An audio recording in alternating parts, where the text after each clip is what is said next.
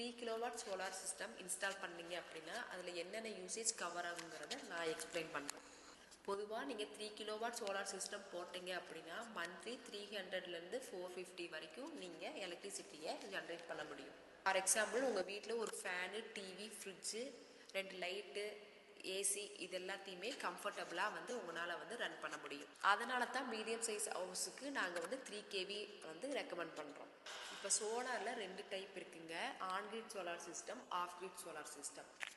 On-grid system டைரெக்டாக ஈவியோட கனெக்டாக இருக்கும். So இதில் பேட்ரி இருக்காது. டே டைமில் ஜென்ரேட் பண்ணுற பவரை டைரெக்டாக யூஸ் பண்ணிக்கலாம். ஆஃப் கிரிட் சிஸ்டம் இதில் பேட்ரி இருக்கும். பவர் கட் இருந்தாலும் எலக்ட்ரிசிட்டியை இது யூஸ் பண்ணிக்கலாம். அப்போ உங்கள் வீட்டுக்கு ஆன்கிரிட் சோலார் சிஸ்டம் சூட்டபுளாக இருக்குமா இல்லை ஆஃப் கிரிட் சோலார் சிஸ்டம் சூட்டபுளாக இருக்குமா? அதை நான் நெக்ஸ்ட் வீடியோவில் கிளியராக எக்ஸ்பிளைன் பண்ணுறேன். அதுக்கு இந்த பேஜை ஃபாலோ பண்ணிக்கோங்க.